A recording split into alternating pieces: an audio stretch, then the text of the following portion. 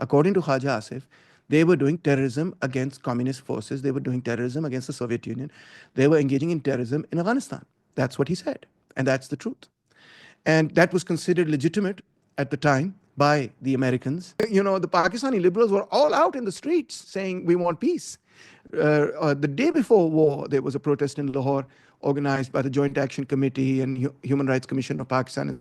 They were all saying, we want peace, we want an end to terrorism. But Arnab Goswami was like, no, we're going to take over the country, we're going to pulverize them. Some people were saying, we're going to turn it into Gaza, etc. I mean, it's crazy. I work every day as a political activist against the establishment. I know exactly what the condition is. There's no coups happening in this country. There's no state breakdown happening here. Please don't do that. We need peace in the region. We need, we need peaceful development and science and technology and growth. And India is growing. So why would you want to, poke this trouble and create trouble for yourself? You're growing so rapidly. Continue growing. We'll also try and catch up. And just leave us be. Leave the water treaty. The army is not interested. This is also totally incorrect. Okay, in the period of Musharraf, we had a comprehensive dialogue between the Pakistan army and the Pakistani intelligence and Indian intelligence, and we created a joint action task force to counter terrorism. At least to begin with, we should talk about de-escalation between India and Pakistan, so that we can start with demilitarization from where, in fact, flourishing of the autonomous movements for freedom can happen. Your thoughts on that? Yes.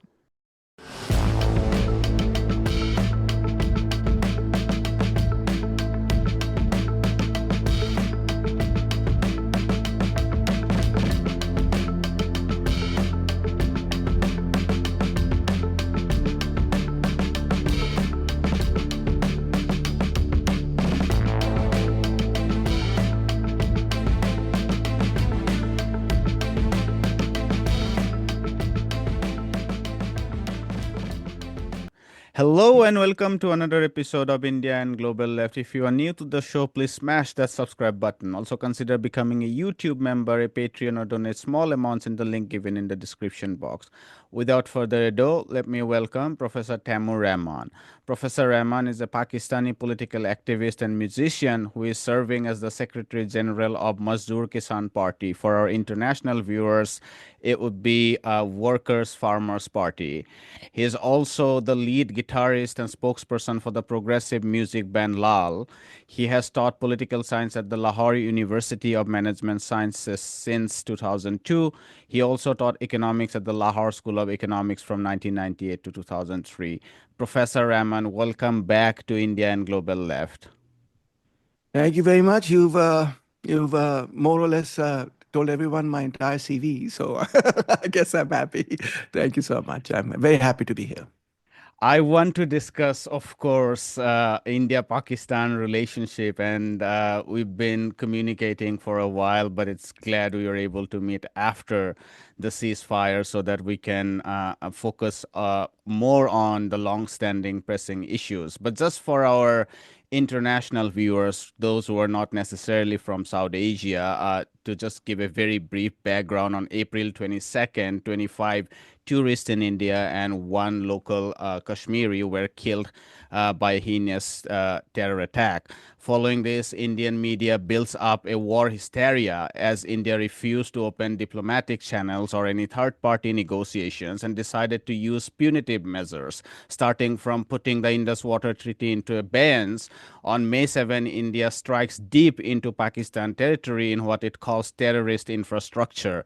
Pakistan declares at least 26 civilians were killed. Pakistan also claims shooting down 5 Indian aircrafts, which India denies, but international sources have verified India must have lost at least 2 to 3 aircrafts. This was followed by a series of drone and missile attacks, including army buildup on both sides, before on May 10th, we got a much-needed ceasefire. Now, as ANI and PTI News reports in India, reports that calm is restored as guns have fallen silent. Professor Rahman, there is so much to talk about, but I do think as an Indian, we should start with Indian media, which I personally feel is the chief architect of manufacturing this war consent. It did start with the TV media, as they did the heavy lifting of drumming up that there is no other possibility but war. But then once escalation started, it was the more saner voice, the elite media, the liberals, they came and joined in, saying that there is just one option, which is the retaliation, to teach Pakistan a lesson. As a Pakistani who has been strongly voicing voice against war on both sides, what was your sense of how Indian media manufactured this war consent? Well, firstly, thank you very much for inviting me. I'm very grateful for being given this platform to speak about this issue.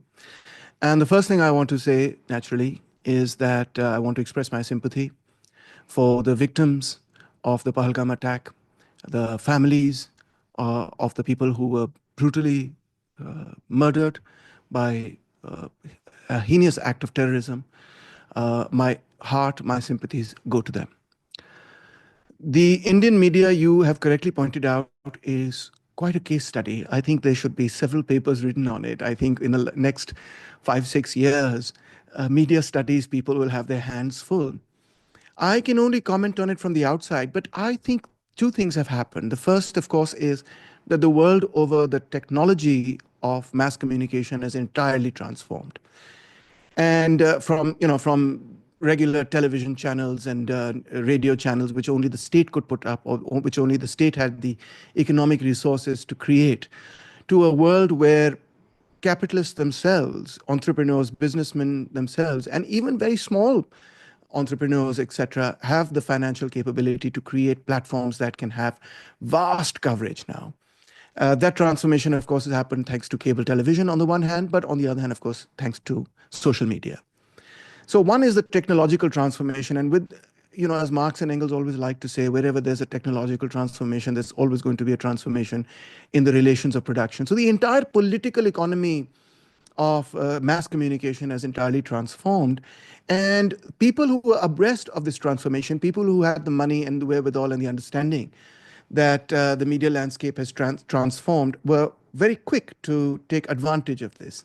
That wasn't the Congress party, that wasn't the left, globally even, or even in India or Pakistan. It was globally, I think, the right wing which took advantage of these new opportunities. And they are the ones that recognize its importance the most, whether we talk about Elon Musk and taking over Twitter, or we talk about how Facebook operates and so on, or how globally social media operates. So in India, I think we see that the BJP was extremely effective. The right of center was extremely effective in capturing or in creating the necessary institutional structures and networks to drive their point of view, and to use this new media to drive their point of view. I was saying on another interview that I used to watch Doordarshan when I was a kid, because it used to come to Lahore and still does, through the aerial, etc. It wasn't, the reception wasn't so good, but we always used to get it. So we used to watch it. When we got bored of PTV, we would switch to watching Doordarshan. And the news there was quite different. The style of news in PTV as well as Doordarshan was quite different. The style was that restraint was the order of the day. You had to speak in a very formal manner. Formality was the key. Both sides, even when they were talking about war, always did so in an extremely formal style. It was quite boring sometimes, because they were talking about extremely grave things, but they would talk about it in a manner which was so dull that you would think that they're telling you about the weather or something. And now we see the opposite thing. We see that the most mundane and inane and really unimportant things are exaggerated and presented in such a sensationalist manner that we think that that is the most important news. For example, whether an F-16 was downed, or whether a Rafale was downed, or whether this plane was downed, planes that we don't make, planes that we have only bought from other people, whether Chinese planes did this or didn't do that, etc. We didn't make those planes, we didn't buy those planes, but somehow our national identity is associated with whether or not an F-16 was downed, or whether a French plane was downed. I mean, it's kind of really strange. So all of this is driven by this kind of new media and sensationalism. And I think you're quite right in pointing out that we were expecting what you would perhaps call the Hindutva media, or the pro BJP media, we were expecting that they would turn up the heat in this regard. But what has really come to us as a surprise as Pakistanis is how the liberal media also reacted. People who actually know Pakistan much better. I mean, I would say that the BJP and followers of the BJP actually don't know much about Pakistan. When I converse with them on social media, it's very plain and obvious to me that their understanding of Pakistan is really quite poor. They don't know the basics about what has happened in Pakistani politics. But people like Barka Dutt and people like Shashi Tharoor, etc., they know the history of Pakistan. They know the political struggles that have occurred in Pakistan. They know the dynamics within Pakistan. And the way they got onto this nationalist bandwagon was really quite surprising for me, quite shocking for me. I don't think the Pakistani, I mean, I'm not a Pakistani liberal, I'm not a liberal, but I think, the Pakistani liberals were all out in the streets saying we want peace. The day before war, there was a protest in Lahore organized by the Joint Action Committee and Human Rights Commission of Pakistan. They were all saying we want peace, we want an end to terrorism, we want the Pakistani state to investigate the involvement of these people. We want, the Pakistani state to help, hunt down these terrorists, etc., and help India in this regard. And we want to avoid war. We don't want an escalation, and so on. So yeah, I think the Indian media has managed successfully to hijack the narrative about overall about Indian identity, Indian nationalism, what should or shouldn't be done with respect to Indian foreign policy, and the opposition parties, parties that in Pakistan, whatever the government does, the opposition will always say no, it's wrong. They will always question it. And similarly in Pakistan, whatever the government does, there is the media, there's going to be a significant portion of the media that's going to say, no, what you're doing is wrong.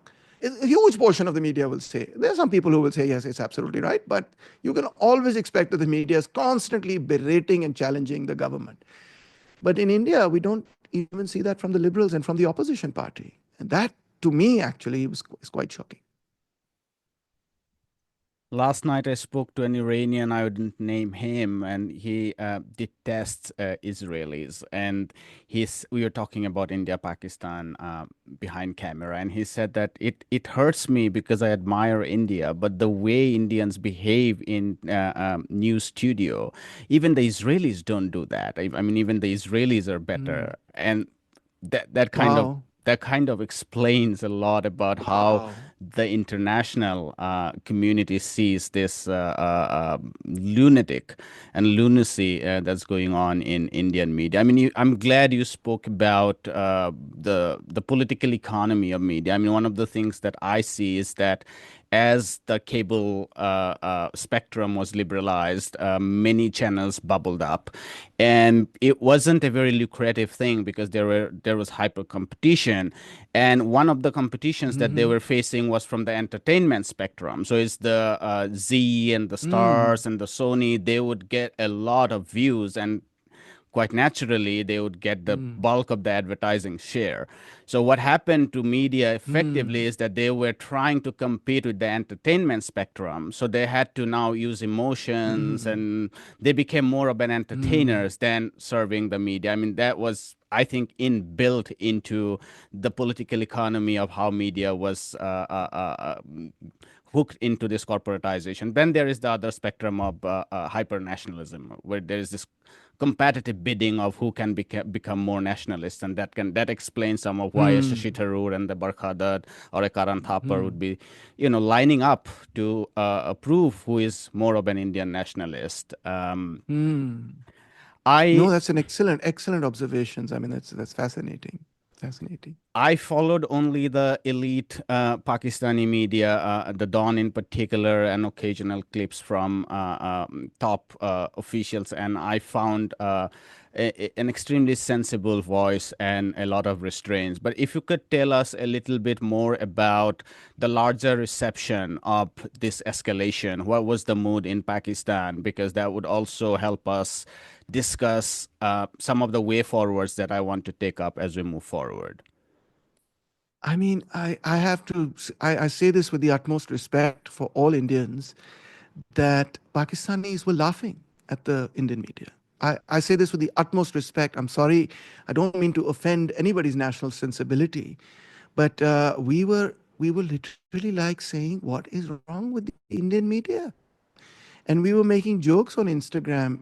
You can see this so many different jokes that people have made about Arnab Goswami and others who was claiming that Lahore is devastated and Karachi is destroyed and Pindi is destroyed. And it was, I mean, we were like, what world are these people living in? We're sitting right here in Lahore, we're enjoying the sunshine and so on. And, the reports that are coming in about our city are just simply not true.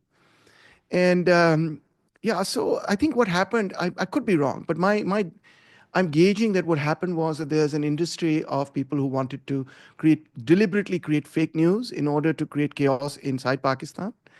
And then the mainstream media picked up the fake news and reported it as proper news. And so this was a kind of feedback loop into which the Indian media fell, because they were just going for a confirmation bias, or they just, I don't know what they were thinking, but they just didn't confirm whether the news was true or false. And they just went with it. And I was happy to see that a lot of Indian celebrities and other people actually are now recognizing how crazy the whole situation is. Frankly, let me tell you, as a socialist, I'm totally against the idea that a private media is necessarily quote unquote a free media. What we are seeing here is we were given this argument. If you have lots of private media and you have lots of different channels competing with each other, then you have lots of different points of views and so on. But that's not the case at all. In fact, what you see is that the competition doesn't create diversity. It, in fact, brings down everybody to the lowest common denominator. And it dumps down everybody, pretty much. The competition is not creating, the other effect of moving things in a direction of greater objectivity and greater analysis, but it's moving things in the direction of dumbing everything down, simplifying it, and selling it as infotainment. So not only from the point of view of what happens with capitalism in the sense of, the profit motive and, exploitation of the working class, but even from the point of view of what happens to information with the privatization of media, I think it's mind blowing. It's terrible. I was thinking when I was listening to a program by Arnab Goswami, he kept saying things like, "We are going to take over Pakistan occupied Kashmir." And he was shouting on top of his lungs, "We are going to take over Pakistan occupied Kashmir." And I thought to myself, that's not what the Indian government, frankly, is saying. Indian government was still saying, we're doing precise, surgical, calibrated strikes against terrorists, and we have no larger plans for war with respect to Pakistan.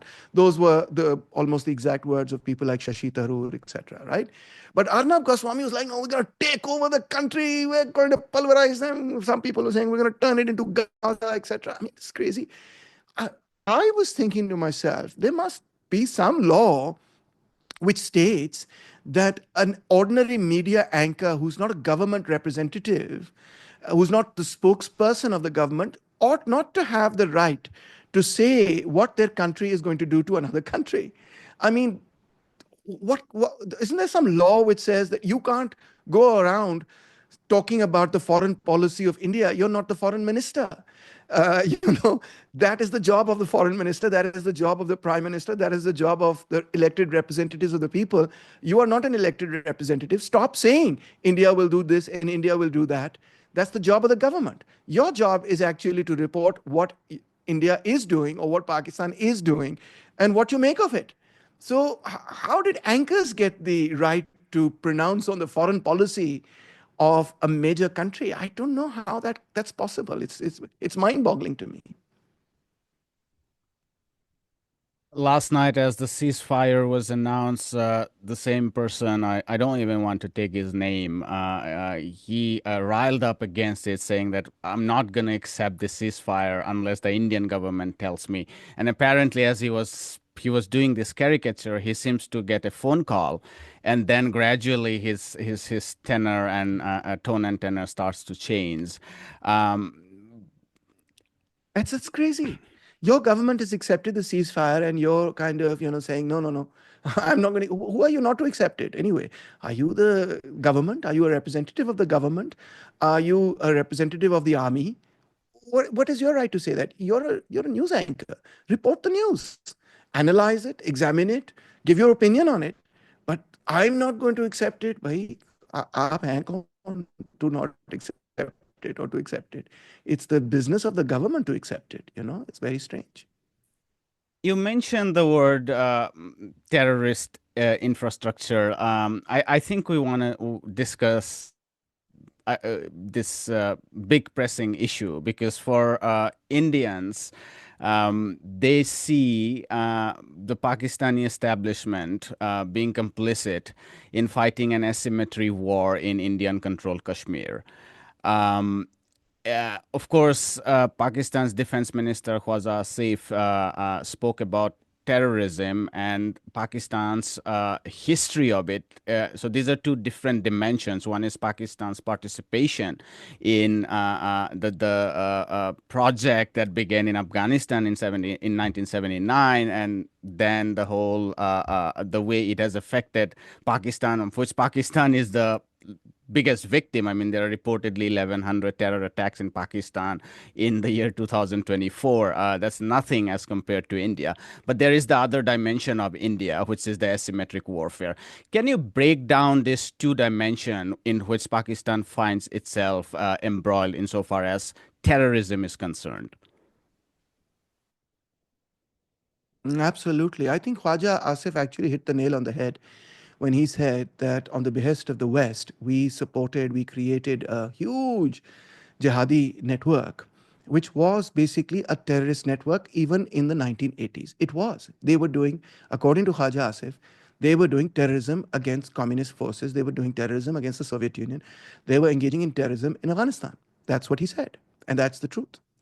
And that was considered legitimate at the time by the Americans and by the entire West, because it was against communism, because it was against socialism, because it was against their enemy, which is the Soviet Union. So they have sponsored death squads, as everybody knows, in Nicaragua, in Guatemala. They have supported Renamo, they have supported UNITA and FNLA, and they have supported apartheid South Africa, and they have supported Pinochet, and they've supported all sorts of counter-revolutionary violence. And they did the same thing here in the context of Pakistan and Afghanistan. And by doing so, they transformed not just Afghanistan, but also Pakistan. Is it glitching? Is the internet glitching? No, no, just go on. It's Okay. fine. Okay. You can cut that particular part. So they transformed Pakistan, both countries. They transformed Afghanistan and they transformed Pakistan. Look at Afghanistan today. It was a country in the 70s that was hoping to create mass literacy and universal literacy across the region, bringing women into the workforce and into education, emancipating them, creating a constitution, and so on. And today it is perhaps the only country in the world where the government says, no, we will not send girls to school. The only country in the world that openly says this. And that's something that you expect from the Dark Ages or from the medieval period of history. You don't expect that in the 21st century, but there you have it. Who's responsible for that? Well, of course, it is that entire counter-revolution and the forces that were created by the US empire that is responsible for it overall. And Pakistan and its government was a willing participant in that. At that time, of course, we didn't have an elected government. We had a military dictatorship, which was supported for 11 years by the United States of America. People say, And oh, Pakistan is love. that followed one of Pakistan's most exciting elected government, isn't it? Yes, Zulfikar Ali Bhutto. absolutely. It Yeah. was. That's exactly right. Pakistan elected a left-wing government, and the left-wing government was overthrown, and the left-wing prime minister was hanged. He was executed in a mock, in a trial, which was now considered judicial murder. And the Americans were perfectly happy to go along with the military dictator that had overthrown Bhutto and executed him, and supported him for 11 years and changed the entire trajectory of Afghanistan and Pakistan by doing so. Every single dictator, by the way, that Pakistan has had has always been supported by the United States of America. In India, people may think that we love our dictators, but it's not true. Actually, the Americans love our dictators, and we always have been opposed to them. And we've always been fighting them, whether it was Ayub or Yahya, or it was Zia, or it was Musharraf. I composed my songs basically against the dictatorship of General Musharraf. So we've never dictators have never been popular in Pakistan. That's the reality. And so we had 11 years of an extreme right-wing martial law in this country, and you had the with American funding, you had the development of these right-wing organizations. And then in 1988, when the JKLF basically started, when the insurgency began in Kashmir, and the JKLF was leading that particular insurgency, Pakistan decided that they are going to send their jihadis and marginalize the JKLF and move the Harkatul Mujahideen and the Jaish Muhammad and the Lashkar-e-Taiba and so on and so forth front and center. And so that history is, I think, quite well known as well. And but of course, that had a very negative impact on the Kashmiri struggle as well, because it was a proxy force of Pakistan. Whereas I think what the Kashmiris really want is, for their own national self-determination rather than to become themselves a proxy force of either India or Pakistan. I mean, they have their independent struggle. So that I think had a very negative impact. In fact, I would say it had a hugely negative impact on the Kashmiri movement, which in 88 under JKLF was actually a secular movement.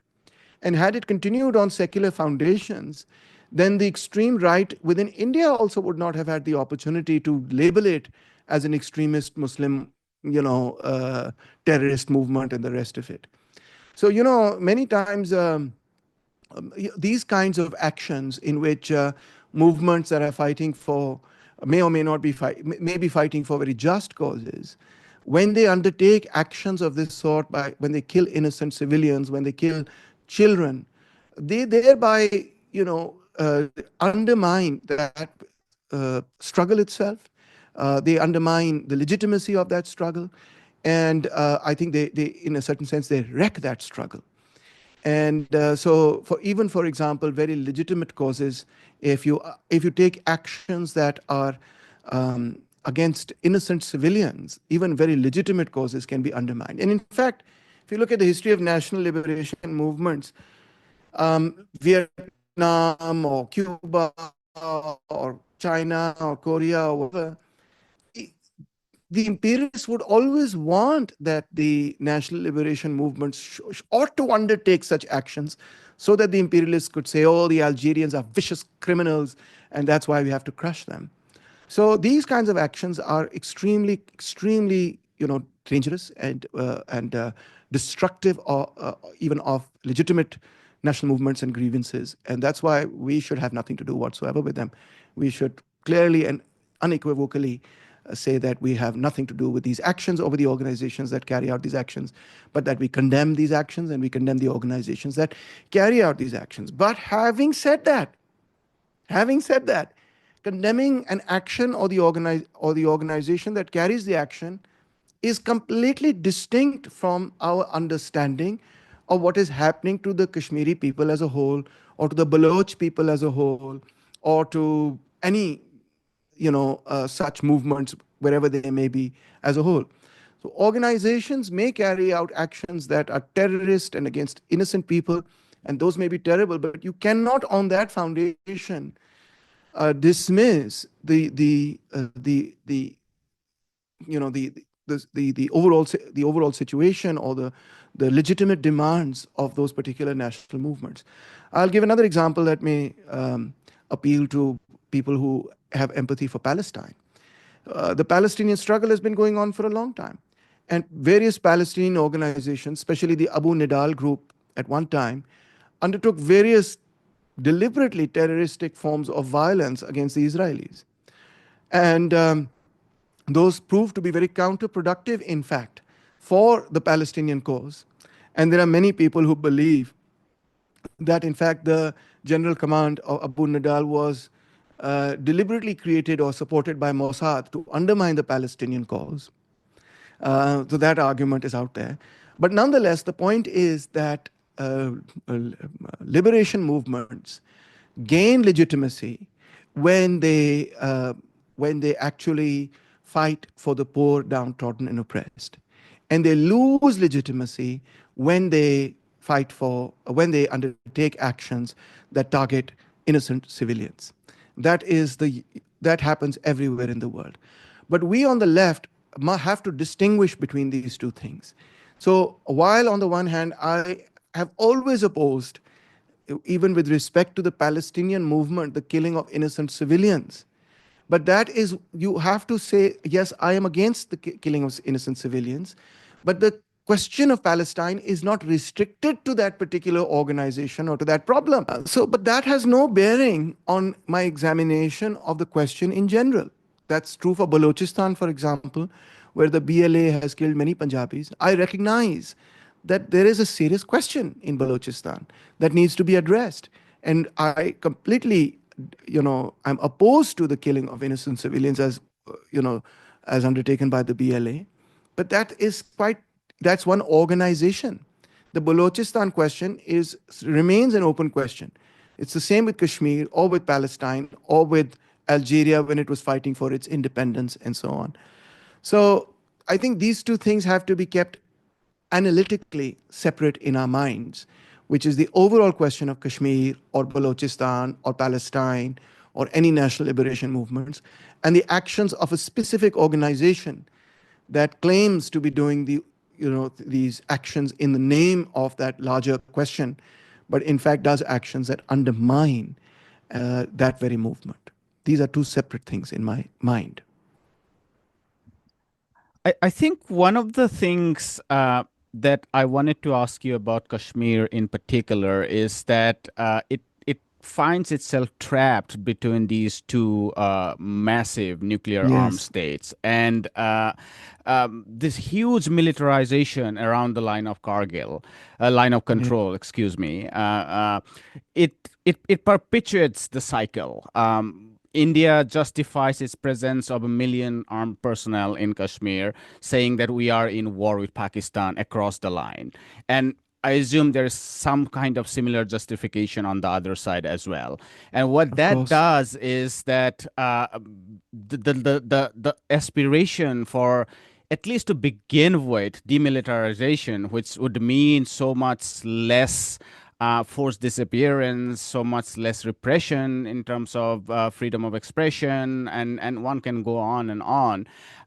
It's just there is no forward way forward out of that. So, and now it has spilled over to the Balochistan question as well. I mean, historically, a difference was that India was not part of the Balochistan question. It was purely an internal question, but recently we have heard, of course, from Pakistan that India is poking its nose there, and from hardliners in India, as much as top national security officials have constantly now started evoking Balochistan in India. Of course, the difference between Kashmir and Balochistan is, in India, no one, I mean, large sections of Indians don't even know what Balochistan is. They would not even know that Afghanistan and Pakistan share borders. They would not even know who Pashtuns Really? are. Yeah, I don't I'm think large surprised. sections of, yeah, I don't think, and that would be a distinction I would make between Kashmir and Balochistan. But yeah, recently what I'm saying is that we are seeing a strategy of the Indian state to use Balochistan as what they see a strategy of the Pakistani state in Kashmir. So my question to you is that we would talk about full independence, full autonomy, and so on and so forth later. But at least to begin with, we should talk about de-escalation between India and Pakistan, Yes. so that we can start with demilitarization from where, Yes. in fact, flourishing of the autonomous movements for freedom can happen. Your thoughts on that? Yes. No, I completely agree with you.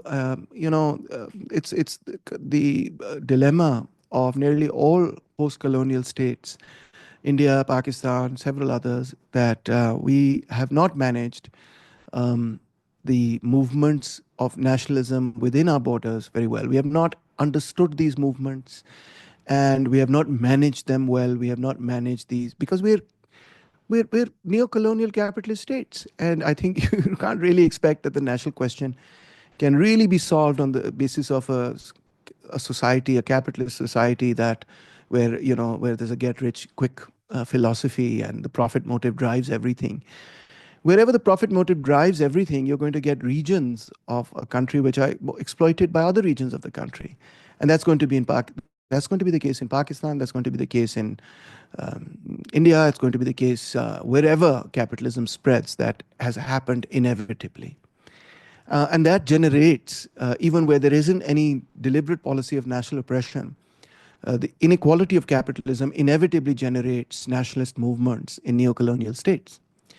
And then, of course, to suppress them, because we cannot actually address those concerns on the basis of, without challenging those capitalist relations. We can't. We could address those concerns if we were ready to give up the patterns of economic exploitation with respect to these regions within our borders. But we're not ready to change that relationship because we benefit from it.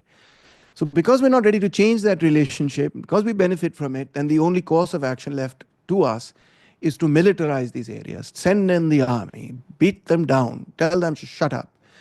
And then the result of that, of course, is that these movements look for help from outside.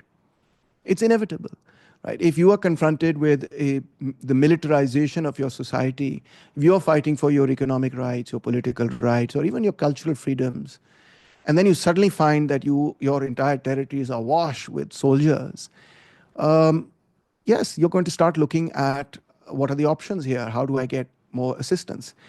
Iran and Iraq did it for decades against each other. The Kurdish question, etc., has been going on in the Middle East for a long time.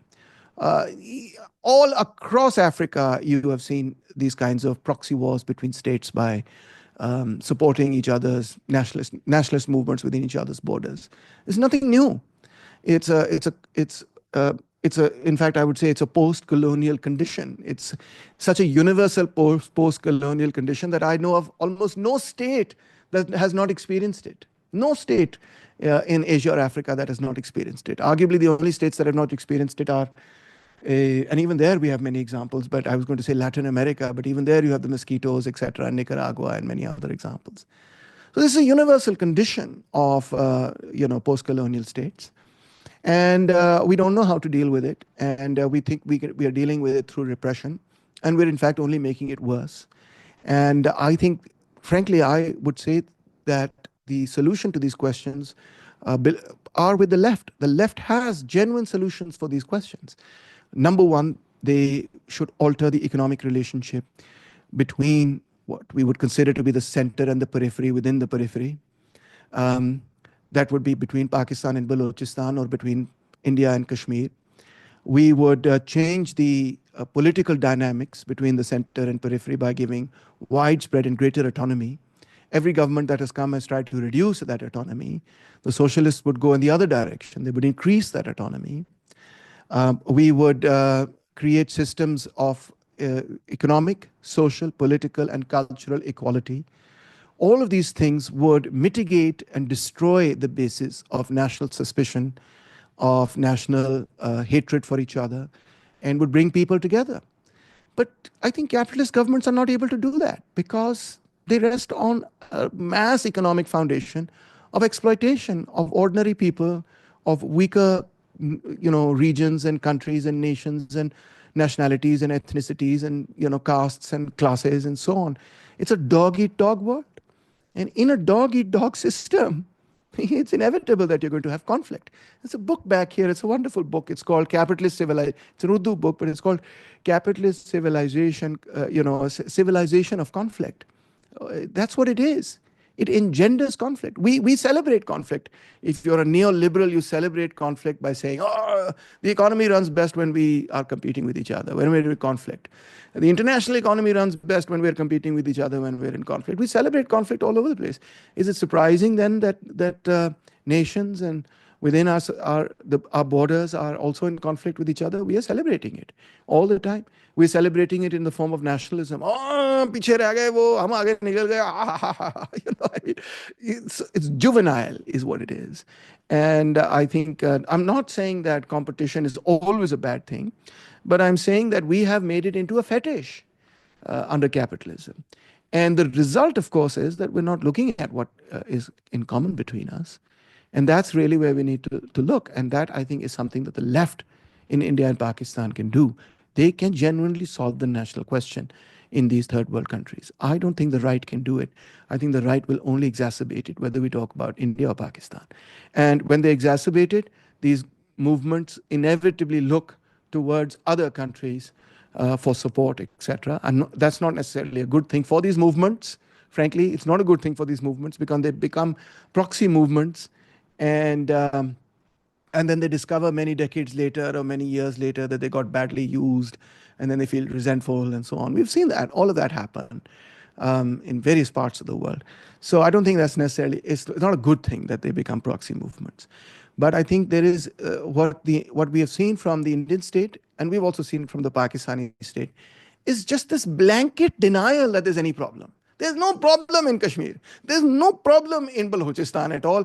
Everything that's happened wrong, everything that's happened in Kashmir, the entire fault of it is with the Pakistani state. There's nothing wrong that the Indian state ever did with respect to Kashmir. Everything we did was we were angels to the Kashmiris. And exactly the same attitude is taken by the Pakistani state. We are so good to the Baloch. We've never done anything wrong with the Baloch. We are just angels, and are responsible, and they are just don't understand, and they have gone to the Indians, and it's the Indians who are responsible for everything that has gone wrong in Balochistan. भाई यार, as we say, अपने दामन में भी झांको, जरा देखो, what have you been doing for the last 70, 80 years in these regions? You will find the answer for why people looked outside. If you examine, what has been going on within India and within Pakistan, you'll find the answer. It's not that complicated, is it? You just have to remove these blinders that the state narratives build and really examine what's happened in history. Another thing, Professor Rahman, I wanted to ask you was about what in India, you would call as multiple power centers in Pakistan. Effectively, they have the military on one hand and then the civilian government. That's right. Of course, there is a domestic dimension to it. Any forms of military government would be extremely detrimental to democratic politics. That's one set Absolutely. of questions. But the other set of question is for the Indo-Pakistan relationship. There is this idea, which is not necessarily true, but there is this idea that because of these multiple centers, Indians are not even sure who to talk to, and then Yeah, there's I know. this. Such a stupid argument. Yes, and then there is God, it's this. such a There is this idea also that Pakistani military doesn't want a long-term resolution because that justifies their disproportionate power. I thought I would ask your response to these line of arguments in Sure. India. Let's start with the first one. I've heard this so many times from Indian politicians and Indian media that, every time I hear it, I just roll my eyes. But you should talk to the elected representatives of the people. There's nobody else you can talk to or should talk to. This is the bottom line between states. We, the Pakistani people, have elected certain people to represent us, right or wrong, good guys or bad guys, that's a separate matter. But there is nobody else who has the legitimate right to represent the people of Pakistan aside from the elected representatives of the people. Just because there are several power centers doesn't mean you have the right to talk to several power centers. For heaven's sakes, there are several power centers in the United States of America, but you talk to the elected representatives of the United States of America. That's how you go about things. There are several power centers in every single country in the world. But if you want to talk to Pakistan as a whole, if you want to talk to the United States as a whole, you want to talk to any country, talk to the elected representatives of the people. You do not go behind the backs of the elected representatives of the people and talk to any other power center, because by doing that, you are undermining democracy in your neighbor in that country. And if you undermine democracy in that country, you also pay the price for undermining that democracy, because peace between India and Pakistan can only be consolidated by consolidating democracy in Pakistan. And democracy can only be consolidated in Pakistan if the world community recognizes that we will not talk to anybody except the elected representatives of the people of Pakistan. That's where the buck stops. You start doing that, and things will improve in Pakistan. It's not just India, by the way. The biggest, of course, guilty party, responsible party in this regard is the United States of America, which deliberately went around the elected representatives of the people time and time again in the history of Pakistan and encouraged the Pakistani military, which encouraged the Pakistani military to, to overthrow the government. This is well known. And so they're the ones who are first and foremost responsible for this. But you don't want to follow in the footsteps of that, because you've seen the results of that for Pakistan as well as for India as well as for the region and for the world. So, no, there is nobody else to talk to. Please get this out of your mind.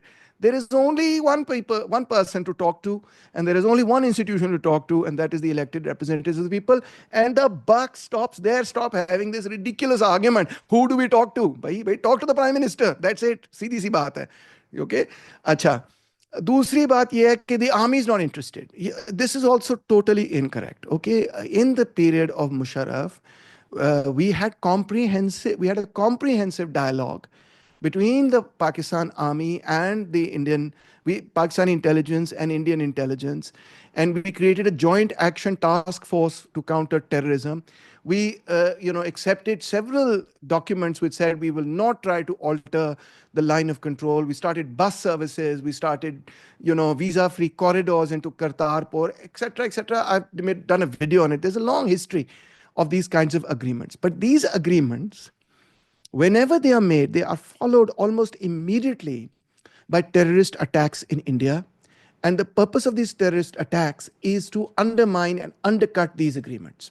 Okay? That is the real purpose. Every single time we have had an agreement, there has been a terrorist attack right after that agreement. If you look at what happened in the parliamentary attack, it was right after Musharraf did the Agra summit. Right after that, Masood Azhar, etc., decided, okay, we're going to attack the Indian parliament. You look at the Mumbai attack, it was to undermine the comprehensive dialogue that Musharraf had undertaken. Now, he was the head of the army, hello. He was the army. He was representing the army, and he was ready to do that. And then the Lashkar-e-Taiba attack occurred in Mumbai 2008. Why?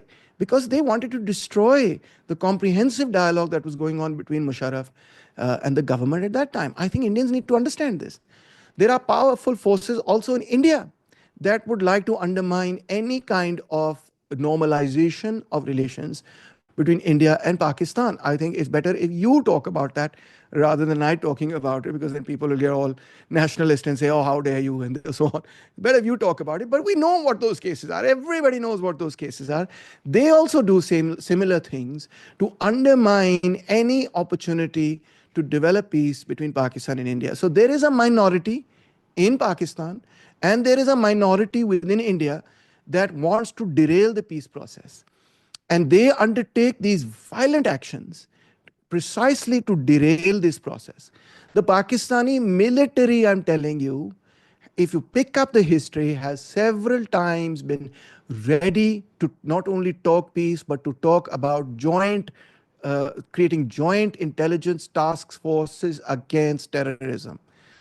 So that has been the case in the context of Pakistan, because I think there is also a rethink. People need to understand there's a rethink in Pakistan as well. The rethink in Pakistan is that there is a substantial portion of the Pakistani elected representatives, I would say the majority, the clear majority in that particular instance, and a substantial section of the military establishment and bureaucracy of Pakistan and the overall, state apparatus, state establishment, or whatever you want to call it, that thinks that war with India is now it's a waste of time. That we have to have peace with India. That we should have trade with India, and that we should let the status quo be the status quo, and not engage in jihadi projects over the border and so on and so forth. And so there are big takers for that. But that when things between governments move, they move, number one, slowly. They don't go in a linear direction. They go forwards and they go backwards, because governments are not like individuals. Even governments, societies do not have a unitary will. No, that doesn't happen in politics anywhere in the world. It doesn't happen कि leader ने कह दिया सबने मान लिया. भाई ऐसे कब होता है दुनिया के अंदर? ऐसे नहीं होता. लीडर कह भी देगा तो there will be several people who will say नहीं जी अस्सी नहीं मानते. ठीक है ना? So that's why one has to approach this entire question of Pakistan-India peace with a lot of patience, understanding that there will be people. Pakistanis have to understand that there will be people in India who will want to undermine this process, and we have to work patiently with the people in India who are pro-peace with Pakistan. And we have to empower them in such a way that the warmongers in India, in fact, their strength is decreased. And vice versa, The peace lovers of India have to understand that they have to work with the peace mix of, the pro-peace people in Pakistan. And that process will also be undermined by people who want to undermine it, that minority that will undertake these kinds of actions to deliberately sabotage and scuttle any movement towards peace. And we have to be careful about how we maneuver in these circumstances. And we have to be patient and we have to be careful how we maneuver. And we should not have knee jerk reactions against each other when such things occur that attempt to undermine peace processes between our two countries. I want to end by asking you about a way forward question, but if very briefly before that, I could ask you a question about the larger geopolitics of this region, because we are definitely in a new Cold War situation where the conflict between the United States and China is growing at a scale that we've never seen before, and I do think that South Asia's an autonomous, cooperative South Asia is extremely important, more than ever, or else we are swallowed into this new Cold War, and this is more important for India than Pakistan, perhaps, but. I think it is related because if India-Pakistan relationship doesn't get normalized, then there is a greater tendency for India-China relationship to be worsened because of that, and then United States taking more interest in the region for their own interest to use India as a counterbalance to China.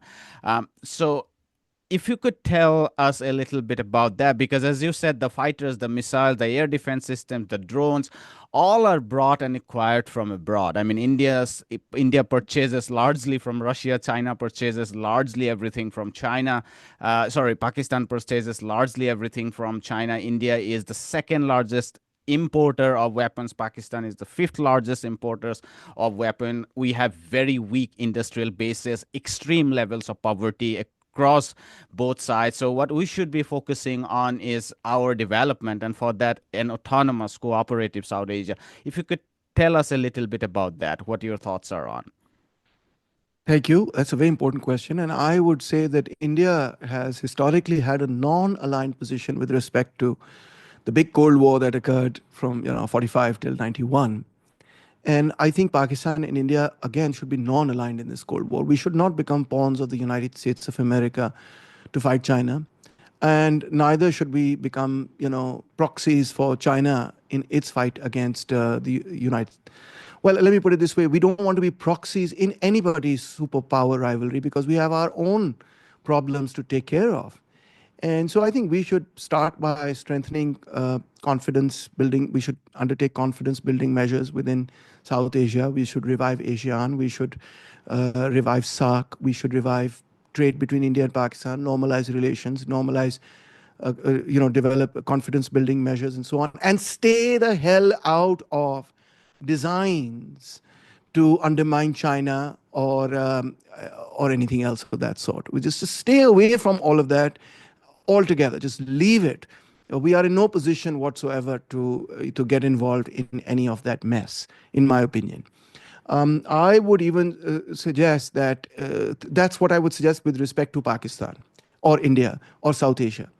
But having said that, I think I would also like to add that as far as the United States and China is concerned, I find myself, thinking that the United States is not ready to really allow any other force of power globally to be even a peaceful competitor with its own power. That is what it seems to what the United States is doing at the moment by raising tariffs and so on. I mean, this is quite separate from South Asia because South Asia, we have two nuclear power states and we have a huge population. So for South Asia, I would say just for the states of South Asia, that is, I would say just stay the hell away from this entire conflict. But if I put South Asia aside and I just examine what's going on in the world as a whole, I would say that what Trump has done by raising these tariffs and the rest of it and starting these tariff wars, etc., I mean, I think it's absurd, frankly, because You're unable to compete. You created the West as a whole created this entire paradigm about, we're going to compete and we're not going to have tariffs and we're going to have the WTO and we're going to have free competition and, we're going to have this and we're going to that. But when you start to lose in that free competition, which you yourself have been teaching the world for the last 100 years, there should be free competition. You've been teaching that to everybody. It's been coming out of our noses. You've been shoving it down our throats like waterboarding. But it's interesting that when you begin to lose on the basis of the rules that you yourself created, you change the rules. I mean, that's insane. I don't. I think that has to be criticized. So yeah, so I would separate these things in these dimensions. That with respect to have peace between India and Pakistan, the best course of action is to stay away from the Cold War between the new Cold War, because if we get involved in that, then you're right that we may have the regional implications of that might be very negative, and I don't want to see the regional implications of that in that way, that we start competing and fighting and we're two nuclear armed states, and I don't want to see Pakistan and India at war under any circumstances. Peace is the highest priority for me. So then the best course of action for India and Pakistan is to say to each other, yeah, we are going to stay away from this problem and issue, and let's develop better relations with each other, and let's not use this new Cold War to do what we did with the old Cold War, which was to use it to undermine each other. Let's not do that. Not that that was the only thing going on. There was a lot else going on in the old Cold War, but that was certainly part of it. So let's not make the same mistakes of the past. Number one. Number two, I would say that, but putting that aside, putting the region aside, as a whole, I would say that the West has been kind of exposed in two major regards. First was on the question of democratic rights and human rights with respect to Palestine. You've been teaching us about democratic rights and human rights, and you've been carrying this white man burden on your shoulders and telling the rest of the world that we need to copy you. And but when it comes to your own, selves and biases, etc., you allow the worst kind of massacres in front of your eyes to go unpunished. In fact, you reward them, you support them. So human rights are only good when it's against the Soviet Union or against China or against your enemies. But when it's a question of your own allies, they can get away with any human rights violations. I think that's a huge, huge question that the world community needs to take up. Every person needs to take it up in Pakistan and in India as well, without escalating the situation in South Asia, please. Take it. And second is the question of the whole economic framework that you've been teaching everybody. Privatize kar do, get rid of all price controls. India is saying, oh, get rid of price controls, free competition, get rid of tariffs, get rid of barriers, get rid of regulations of on banks, get rid of this, get rid of that. And then you'll have free competition, and when you have free competition, the most efficient enterprise will come forward, and it will create competition, and competition will create innovation, etc. Blah blah blah. And then when you have a country that's innovating and clearly getting ahead in the race, you're like, oh, we don't want free competition, tariff hope to, prices regulate karo, banks ko or capital movement ko roko. What is this? It's free competition when it benefits you, and it's protectionism when it doesn't, and it's human rights when it benefits you, and it's genocide when it doesn't. This is not, I mean, what is this? This is total hypocrisy, and it's been exposed in front of the world. And I think people in India and Pakistan, everywhere in the world, I think are increasingly recognizing that when the United States or when the West as a whole talks about these issues, they do it in a very self-serving way. Their motives are entirely self-serving. If it benefits them, democracy is great. Otherwise, dictatorship is great. If it benefits them, free markets are great. Otherwise, price controls and tariffs are great. States put their interests before any principle. That is what we see in the world today. I want to end by asking you about the way forward in the short term. We have discussed so much about the long run, but in the short run, I think, of course, the ceasefire across the line of control should be very strictly enforced on both sides. I mean, that's, I think, is Yes, absolutely necessary. But then there are absolutely. also other punitive measures that should be restored. Visas have been cancelled. There is Yes. essentially a trade embargo between India and Pakistan as we stand, Actually, in fact, these are very minor things. and then The the Indus biggest thing, Water Treaty. yes, yes, that is the number one thing for us Pakistanis. So just That, talk about that. I wanted you to talk about that yeah, because I think there is this sense in India when it comes to the Indus Water Treaty, that water resources are effectively sovereign for one country.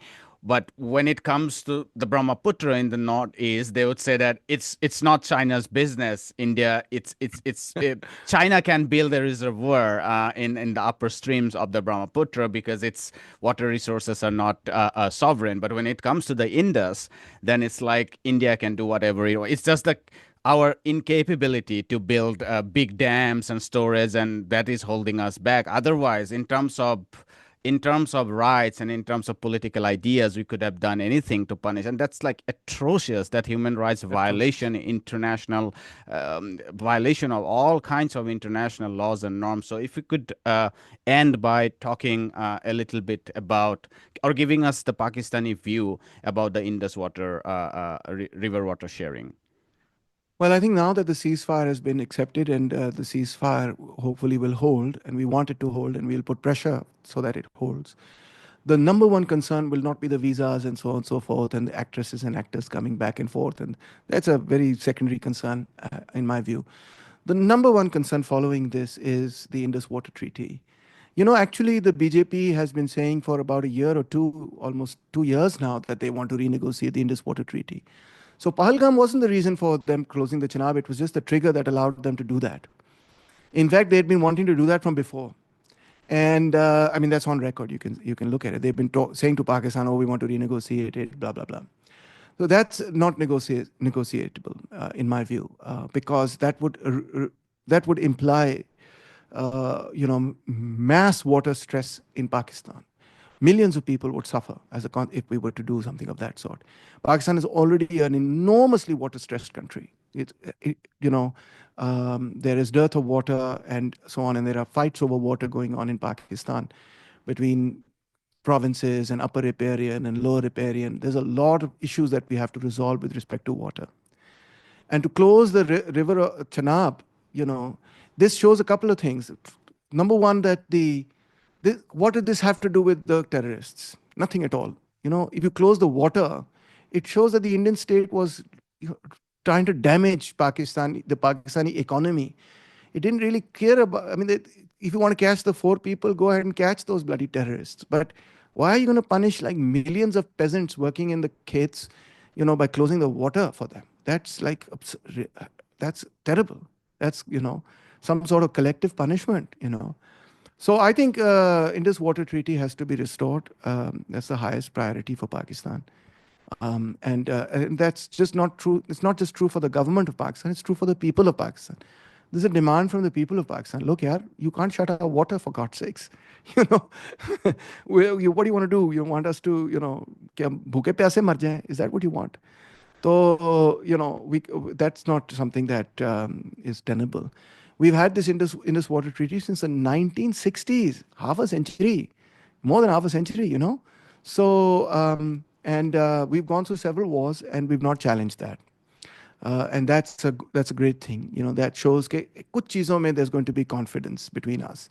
We're not going to try and economically, we're not going to try and starve you, okay? We're not going to try and, have you die of famine and thirst, okay? We're not going to do that.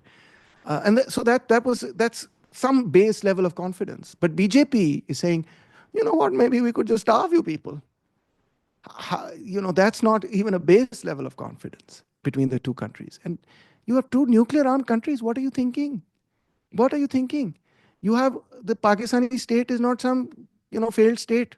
Please clear your mind in this regard. Don't believe your own lies and propaganda.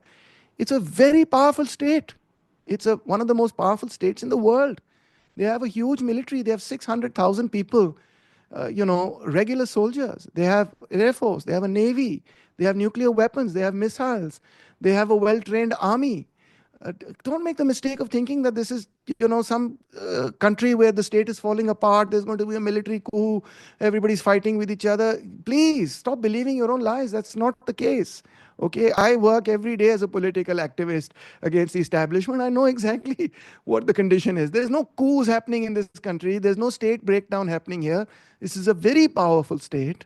Try and go up against it. You'll find out. It's a very powerful state. You're living in some fool's paradise to think that the state will crumble or something of that sort. Did it crumble when you attacked? It didn't, right? It fought back. It hit back. You hit it. It hit back. And trust me, this can. It's not like they didn't have the capacity for more. They could have gone on. You know.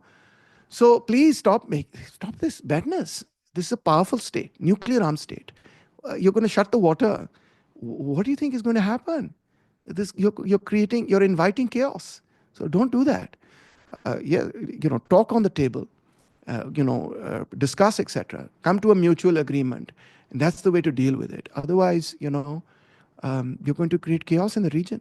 Don't do that. I would strongly recommend that the Indian Water Treaty should not be violated in any way, shape, or form. It should be restored properly to its full position. I would just add that even if the Pakistani state was not powerful, I Of don't think course, any country has any business to unilaterally of decide the course. uses of water.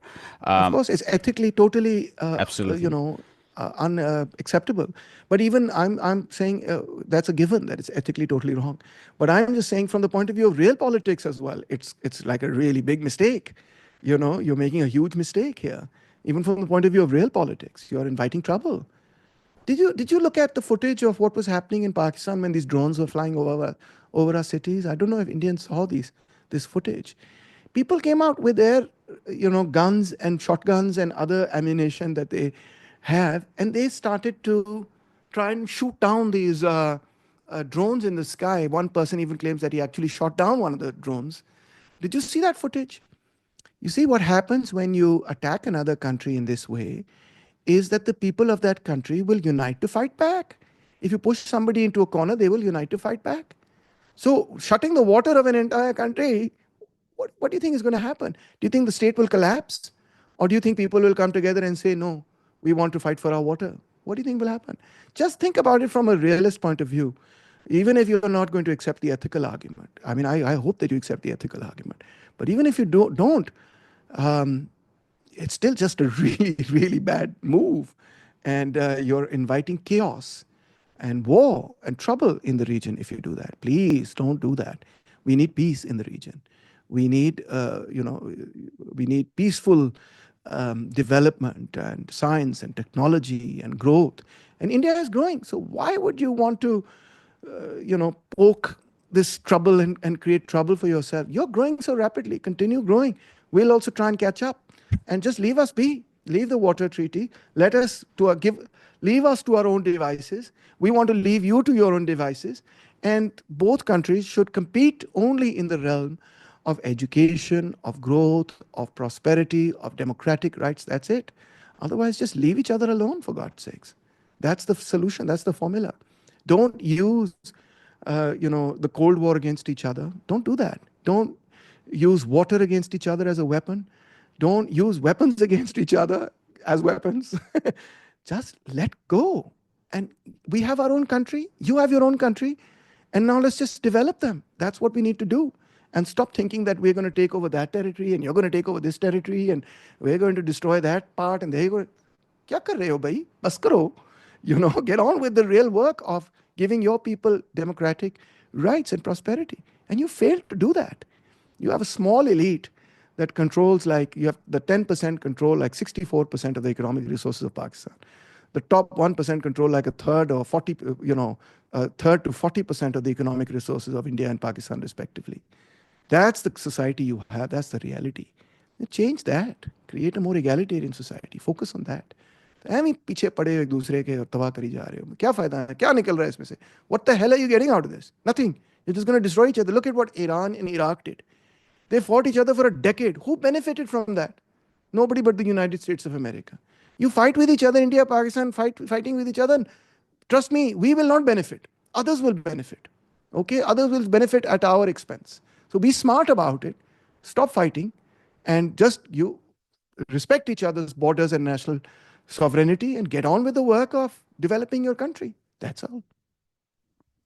Professor Rahman, I'm glad we met after the ceasefire, even though we are planning to meet before the ceasefire, so that there is more sanity and we could talk about more long standing issues rather than deciding who shot how many planes and how many missiles and drones.